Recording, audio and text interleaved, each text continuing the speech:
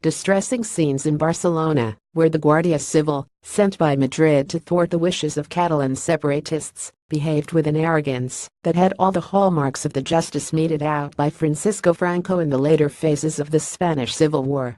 When the forces of the state are used in support of a government position opposed by a large section of its people, democracy itself becomes the victim. You cannot call yourself the defender of law and order while simultaneously sanctioning the use of rubber bullets and batons against the civilian population.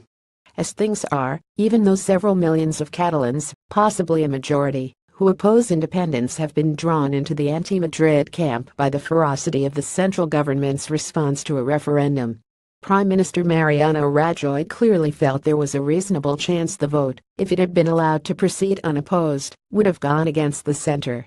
He was supported in this by most Spaniards other than those in Catalonia, and, inevitably, in the Basque Country, where similar separatist sentiments are once again on the rise. The fear in Madrid is not hard to understand. Spain, stripped of the economic powerhouse of Catalonia, with its 7.5 million people, and with the Basques next in line, would be reduced to tertiary status in the EU. More than that, it would feel as if it had lost one of its limbs, and an important part of its heritage.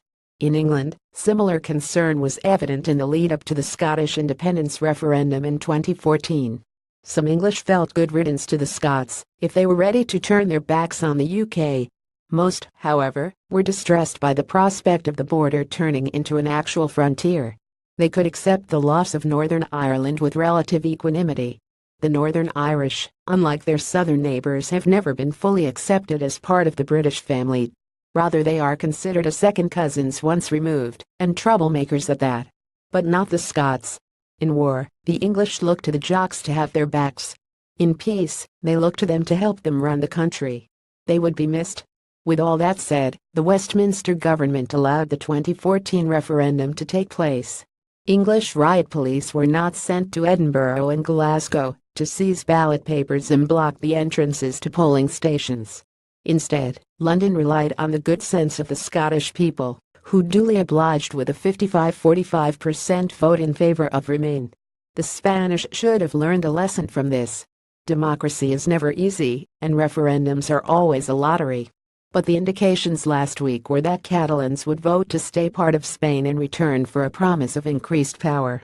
There were even those, one gathers, who would have cast their vote in favor of Remain mainly to ensure that Barcelona FC continued to play in La Liga. As Liverpool's former manager Bill Shankly, himself a proud Scot, once famously remarked, "Football is not a matter of life and death, it is more important than that." But there was no good sense on offer and few moderate voices, still less humor. Rajoy panicked. So did much of Spain, with the results we saw yesterday: broken heads, blood on the streets, and the Guardia Civil reminding the populace of the bad old days we had hoped were gone forever. Not that the Catalan nationalists don't share a large measure of responsibility. Regional President Carles Puigdemont's boast that he would declare formal independence within 2 days of a yes vote was unnecessarily belligerent and provocative. Had he said instead that a vote for independence would lead to talks with Madrid at which a formula could be worked out and agreed, with implementation a year from now, to include a close and fraternal link with Spain, there would have been no need for angry confrontation. But he didn't, and Rajoy's blood was up. Everyone should now take a step back. Nationalist conflict in 2017 is no less ugly than in 1937. Follow Reaction on Twitter. Stay up to date with the featured content from Reaction.